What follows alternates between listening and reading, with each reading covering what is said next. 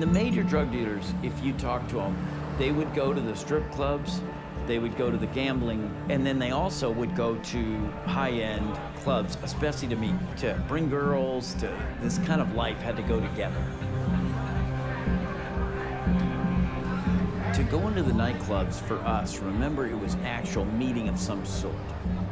I knew the target frequented some nightclub, and we were gonna go there, spend a lot of money so we'd get seen and they would know us.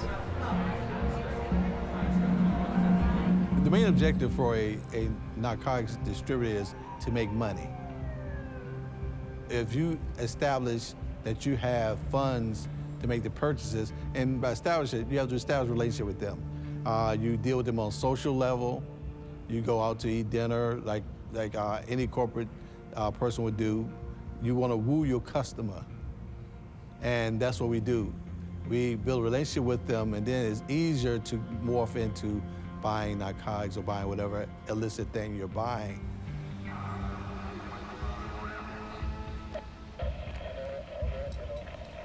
One of the defendants in one of these clubs originally was going to sell us cocaine, but then we found out he also had firearms. The night we decided to arrest him, we did it in my car, and we asked our emergency response team, SWAT team, tactical team, if they could help us.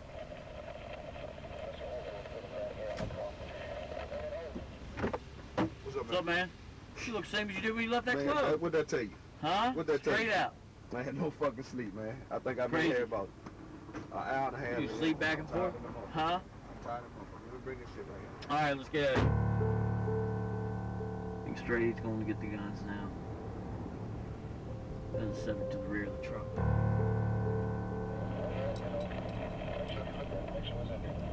We tried to meet at a well-lit area where they could see us from, and they even put a sniper up on the building across the street so that if he tried to take me hostage or there was a mistake in the arrest and I ended up being robbed or anything like that, they could be able to keep him in the sights. When you're dealing with drugs, some of the folks you're going to be dealing with are not going to be armed. When you're dealing with guns, everybody's armed. And Dale had nerves of steel, but there were certain operations where I wouldn't sleep at night until I got a call saying everything's okay. Check out that motherfucker right there. That hit your harder than a motherfucking 9mm. Holy shit. What in the world? Look at that motherfucker there. Big old jump. Oh, yeah, that's really good. How many? You got 6. 6? Okay. Yeah. Oh, yeah, just see if you get a couple grams from your boy. Okay. And, you got I'll put these. He had given me everything, and then he gets out of the car, and I put it in drive, and I start to pull away.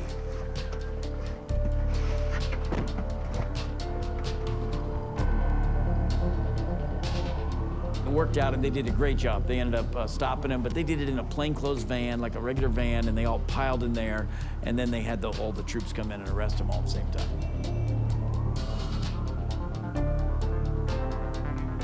During Operation Delgado, when we started going to the clubs and the restaurants and spending money and drinking and all this, it was to impress the drug dealers. It was a show.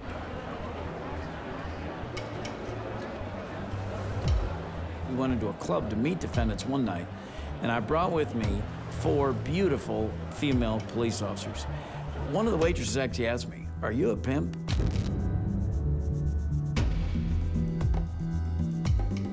I was the only pastor of a church that was allowed by his church and by his wife to go to strip clubs.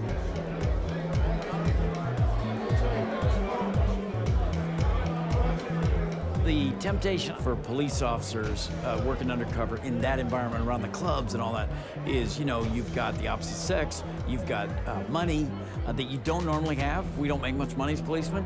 So suddenly you're able to go into a club, you're tipping people $100, $150. I mean, it's just a great, you get this feeling of power. Everybody wants to be around you. The girls in the club, the guys want to be around you to make business, whatever. suddenly you start lowering your bar. You start saying, well, this is not so bad. These guys, yes, they shoot people, they kill people, but I mean, look at them. They're pretty good guys. We're out here at a club together. Or what does it matter if I drink too much or I sleep with this person or that person out on the case?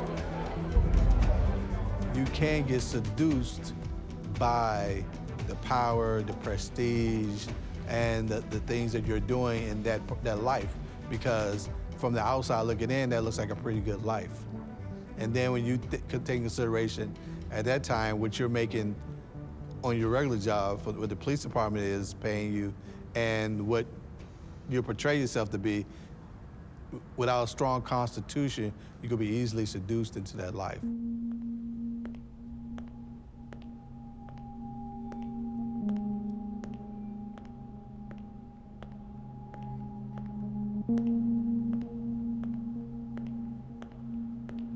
Being around the really immoral stuff or the sexual stuff, that was always a temptation. Feel a little guilty. I say, wait a minute, how much am I loving the fake life, and how much does that really fit into how I feel about my faith or whatever?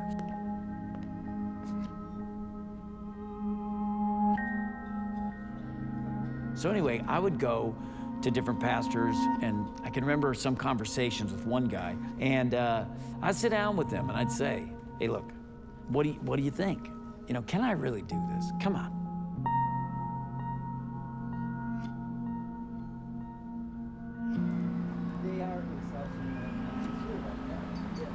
I'm in these kinds of settings, they're like the total concentration of sin that you'd ever want to have in your life. I don't know what it's like. I've never been in a strip joint. I've never been in all those places, but I can imagine. Stay there. So now let's talk about how to handle temptation from a Christian point of view. Because I thought about this, probably said it to him too. I said, really? Is this setting any different than what a lot of people face in the office? They could be tempted this way on the beach, they could be tempted this way on the street, they could be tempted this way with the internet. It's not uncommon.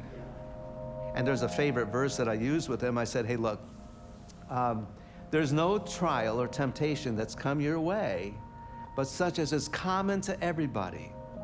But Dale, God is faithful to you, and he'll make a way of escape, okay? Look for that way of escape. And so he helped me process and think through, look, God can use you to catch really bad people. And it would be better that you would do that as a Christian or a good man, you know, prayerfully as a good man. I mean, by God's grace, a good man. It would be better if you could do that than if it was somebody who had ill intentions. All right, Sal,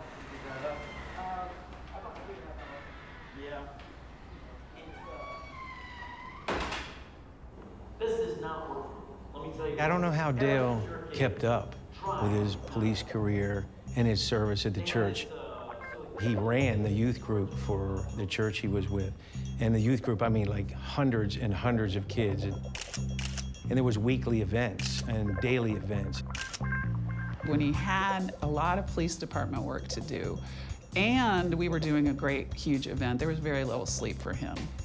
There were times he would fall asleep in our staff meetings. And I would always ask him, how do you do this job as tired as you are? It was crazy. And that was Dale. Being a pastor and an undercover policeman, it definitely collided a bit.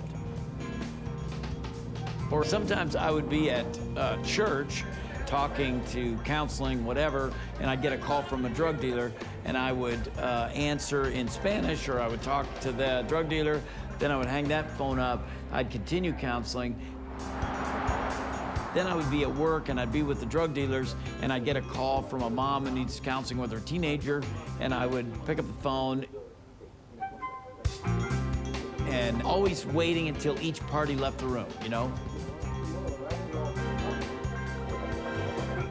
I also told my friends that if I answered and either spoke in Spanish or I would just clearly tell them, hey, I'm tied up right now. They could tell by the way I was saying that I was tied up with something else. We often could tell by the way he answered, the words he used, the tone he would use, where he was and what he was doing, and decide how to follow through with the conversation. But if we ever needed him, he would find a way out to be there. He wore a lot of hats. He was non-stop. We had a lot of irons in the fire, you know what I'm saying, between not just the job, but between the church and the home and the family. So he had a lot of irons in the fire, man. So he got a lot of stuff going on, man.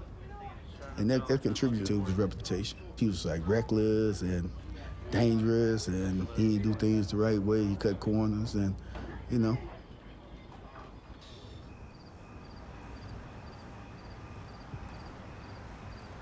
At the end of this case, at the end of Operation Delgado, that case, we had a lot of success and everything went really well. Everybody was really happy. But next thing you know, Internal Affairs serves a search warrant at our building. We know a lot of these guys, and we're looking at them and they're looking at us like, are you kidding me? I mean, it was the biggest insult. I couldn't believe this was happening. Now here's all these policemen that are risking their lives. There's not a corrupt guy in there in terms of stealing money or committing any crime or corruption like that. No one got charged, no one got arrested or indicted because that wasn't our problem. We were disorganized, not good at paperwork, yes. But criminals, no, not criminals. we didn't do anything illegal, but did we do all the briefings the right way all the time? No. You supposed to have did we always have 10 guys to do a buy with? No, we didn't. But you got dope on the table here. They want it now. We got 6 guys, and we all experienced. We all know what our role is. Let's go get that dope. You know what I'm saying? We're not gonna let that dope walk. But then can you imagine if we let that dope walk or that gun walk and somebody gets shot with those guns, what's gonna happen to us in that unit? The media catch wind of it. We're supposed to buy that gun and we didn't do anything about it. We'd be crucified. The police department, though, got very upset. So they kicked out all the supervisors, all of our bosses over us, and they send over the toughest, meanest, hardest guy in the police department, in the narcotic world at least, Lieutenant Eugene Bentley.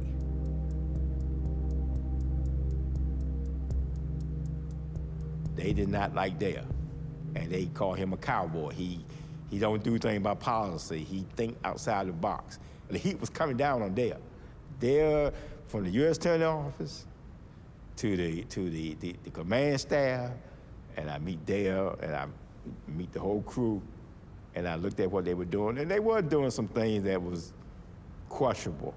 When you do investigation, it's very important that you be perfect on your paperwork, because at time of prosecution, the defense would question everything. It wasn't like that. It was, you didn't know what this paperwork was. Some people had guns in the drawer that they forgot to put on evidence. So I came over, and I'm gonna say I was harsh. When Lieutenant Bentley arrived over at Narcotics Branch, Dale wants to keep moving and go, go, go. But Lieutenant Bentley's side is like, no, no, no. I know Bentley didn't like him, because, he heard all the rumors. And, to him, he was an asshole. I mean, he was an asshole to Dale. Dale didn't like him, he didn't like Dale, and, they bumped head quite a few times. Every day I was cussing Dale out. Why are you doing this? Why are you doing this? I wasn't allowed to do undercover work. I wasn't allowed to do any of the things I was doing before, because they felt like that was all something a sergeant shouldn't do.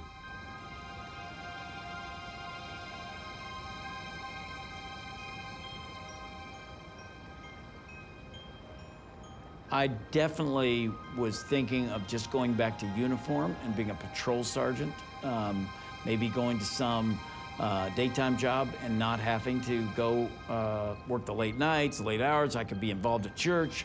It seemed like a much happier environment. Why go back to that? And I remember my wife saying to me, don't go back there, just stay. Just go to uniform and forget it. You've had a great career, but if you hang around that place much more, you're gonna get accused of something, or they're gonna say something that isn't true. It's gonna cause you more trouble. So you don't need that. You know, Dale, with as high risk as he is, and you make enemies along the way, given his personality, he even knows that. But he's a peacemaker at heart. He doesn't want to be at odds with anybody, ever. So, like, when Bentley didn't like him and made his life pretty hard, Dale talked about it a lot, because it really bothered him, a lot. And one day the commander said, "Man, you know Dale, pastor. Gotta ease up on him a little bit." I said, "He's a pastor." He said, "Yeah, man, he preach." I said, "What?" I had to bring Dale. I had to apologize to him for cussing him out because I didn't want to be cussing a preacher out, you know? I mean, I don't want to go to hell, you know?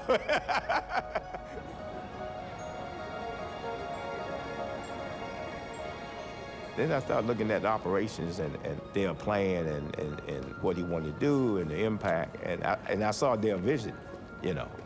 And then I guess Dale saw a better part of me too. Then that's how we kind of developed, and he, you know, gave me, talk about the storefronts, and that's how we started. So I was the one that stood in the middle of the people that were trying to get him, and he could go out there and do the thing. So it became a perfect match. It's funny because it almost reversed, where Dale thought, I'm not going to be able to do these types of cases with Lieutenant Bentley. He became the staunchest ally for the downtown, for the command staff, and he pushed through a lot of the operational plans and storefronts that Dale wanted to do. He literally became the catalyst for a lot of that stuff, that great work that happened. One of the storefronts they started was EB, initials for Eugene Bentley. When we started this case, it was still a lot of violence. There were carjackings and robberies were way up across the city. And so the chief of police, they had pressure. What they really wanted us to focus on was firearms and violence. Early 2000s, there was still a lot of violence, hundreds of shootings every year. There was more than 100 open-air drug markets operating in the city. And in neighborhood after neighborhood, you'd have people in community meetings trying to talk to police officials, and there was fear and there was anger.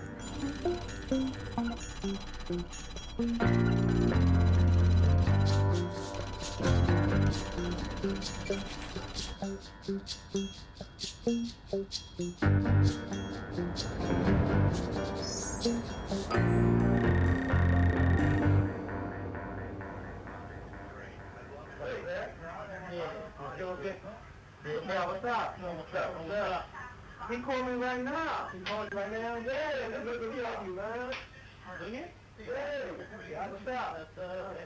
Young kids are dangerous because they don't have the same mentality as, say, a seasoned drug dealer who knows what he's doing and all. So we tried to control everything normally, like setting appointments. But there was a group that had come in one time, and the first time they show up, they're young guys. They're 20 years old, 17, 18, 21, like that age group. And they're bragging about doing crime, doing carjackings, robberies all the time. And here they are coming in to sell us guns. Hey, pull that gringo back right there, the white guy. How much you gonna let it go for? Mira, quiere 17. Pero 17. ¿Eh? 1017. ¿No tienes? They were together, so their mob is always more dangerous. They hung around together. I think they were called the Riggs Park Crew. They were trying to make a name for themselves in the street, you know? They weren't interested in anything other than being criminals and being bad guys. When you would get the younger guys that would come in, they made the hair on your neck stand up a little more than the older ones, because a lot of them were just basically looking for a score. They come in, you see them doing a lot of moving around, they're looking around, you know. When you're bringing guys with questionable criminal histories or violent guys in with guns, you know, with a flick of a switch, that could change to them trading or selling you guns to them robbing you. And I used to give Dale my opinion and my reservations all the time, but he is so faith-based that he said, you know, I leave it up to God. and never saw him scared in that sense. If the undercover thought something bad was going to happen or something is happening, we had certain words that we would utilize. It'd be like, oh, what's up with all this John Wayne bullshit? And if you heard that, the whole arrest team, security teams, whatever you want to call them, it's time to get in there and get in there as fast as you can.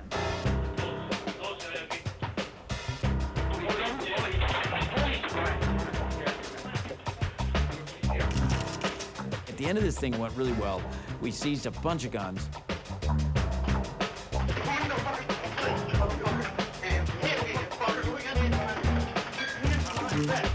The chief of police was very happy. The mayor was very happy. They had a big press conference downtown.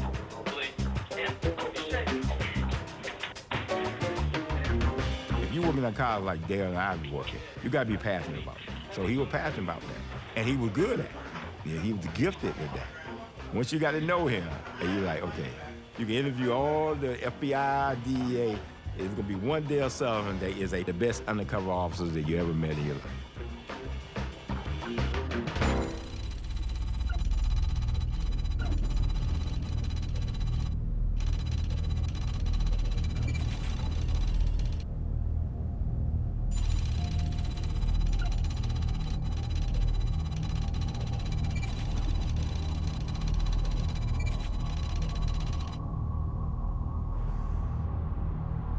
In Washington, D.C. in the 80s and 90s, you had the political will of we need to do something, we need to save lives, we need to liberate, a city scourged with drug trafficking and crime. And you had members of Congress, especially being situated in Washington, D.C. You had local residents demanding something be done. Congress changed the amount of grams that somebody would have mandatory incarceration. Congress created a sentencing table based on drug quantity or gun quantity or whatever crime they were charging you with. They would give the judge a number of months that he must sentence you to. I was in the U.S. Attorney's office when they were talking about the sentencing guidelines for crack cocaine. And the sentencing guideline for crack, an ounce of crack, was much more stricter than an ounce of powder.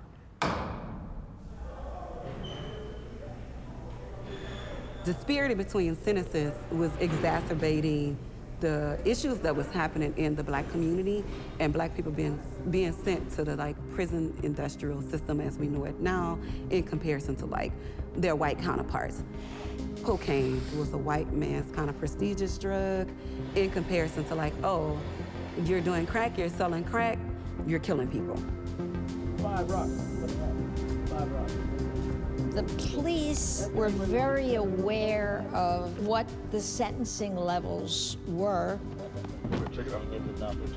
and they would know what they aspired to charge an individual with. So you had two kinds of entrapment. One is the initial reaching out to an individual and encouraging them to commit a crime. And two, you had what's called sentencing entrapment, which is encouraging them to engage in enough criminal conduct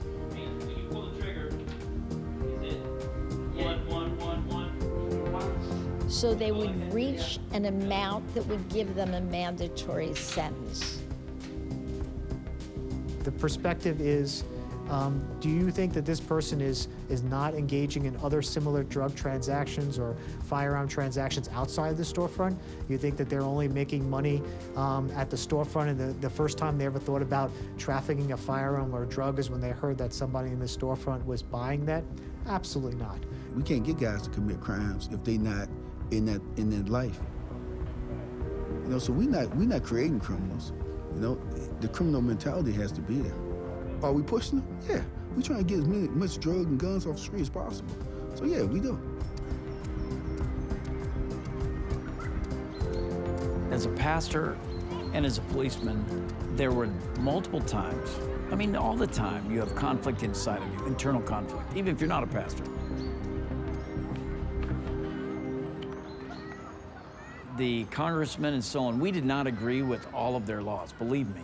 Truthfully, I understand people's concerns because no question, whenever you set a mandatory law, it's certainly room for mistakes to be made, you know? And I tried my best, we tried our best not to be part of any mistakes that were made, but certainly sometimes drug abusers or others that were very small in the drug world ended up getting longer sentences than we would like. But I had lots of guys who got off, got not guilty charges.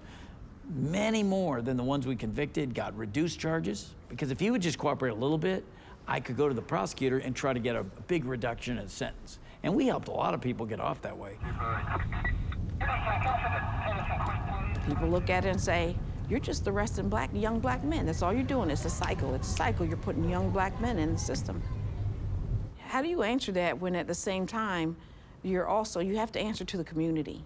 It can't be about that one person here. It's about everybody living in that community and wanting to feel safe in their community. And if you have those violent criminals out there and the drug dealers out there and they can't even sit on their porch, that's a problem. Remember that for me, my chief of police was African-American, my bosses were almost always African-American, my squad was almost all African-American, and the city council and the mayor were African-American. Everybody was urging us to try to stop this bloodbath.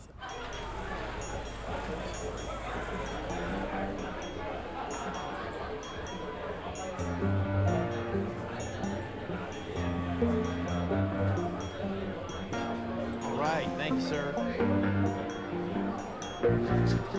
At the end of Operation EB, I just thought I was towards the end of my career. I was getting close to my 25-year mark, and I didn't think I would continue doing undercover work. It was so much work to do that case and to get all the bosses together and everything and everybody agree and get through that. I went back to regular work, but the truth is I love doing the undercover work. So I started dreaming about what could be the next case. What could we do different? What could we do that would really get in the real bad guys? And to be honest, I prayed about this. I prayed about what the case would be. I prayed about getting the best defendants. I prayed about getting the largest amounts. I prayed about getting guns. I prayed about getting all that stuff because I believe that God wanted us to get real bad people off the street and away from people. And I heard this idea. See you guys. Wonder if we could do a recording studio. I said, music studio? He said, yeah, a music studio. I said, all right. I said, okay, start in planning and give me the outline, give me the operation plan, and we can go with it. The new storefront, we called it Manic Enterprises. And in order to make it look like a studio, I had another informant who owned a construction company come in, and he built a window between the two bedrooms. We put an old big board that was not working. And then we borrowed things from my church, microphones and that kind of stuff. And truth was, the microphone in the studio was not even connected.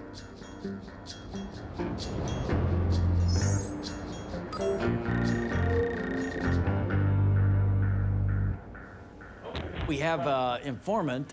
He calls me and says, we have a guy who is in from out of town, and he was part of a cartel, La Familia cartel. He said we could get methamphetamine from them. Now you're talking about organizations that will, as part of their business model, will kill people.